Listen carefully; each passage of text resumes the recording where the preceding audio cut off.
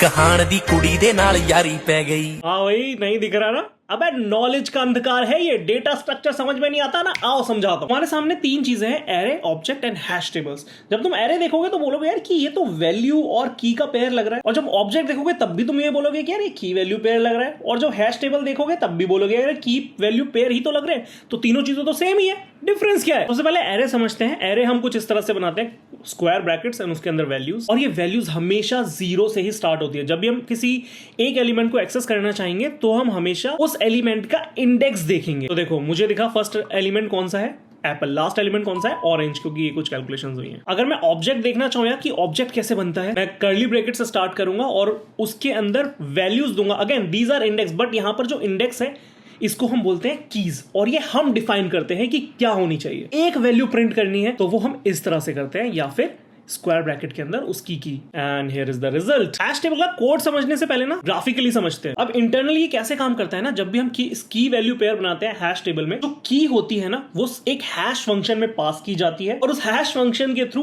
वो की एक नंबर में कन्वर्ट होती है, एंड देन वो नंबर एक डेटाबेस में सेव होता है या हमारी मेमोरी में सेव होता है, और इस प्रोसेस को बोलते हैं हम हैशिंग। जावास्क्रिप्ट के जो ऑब्जेक्ट्स है ना वो इंटरनली ऐसा ही काम करते हैं। जब भी मैं हैश टेबल्स बनाऊंगा ना, आई विल यूज दिस, यानी कि मैं कुछ सेट कर रहा हूं, एक की और उसकी वैल्यू। जब भी मैं वैल्यू देखना चाहूंगा तो मैं करूंगा गेट, इस तरह से। अब इंटरव्यू में पूछा जाता है कि object and hash table same है या नहीं, तो बोलोगे कि इंटरफेस दोनों का अलग है बट इंजन सेम है, क्योंकि ऑब्जेक्ट भी अंडर द लाइन जावास्क्रिप्ट में हैश टेबल की तरह ही स्टोर होते हैं।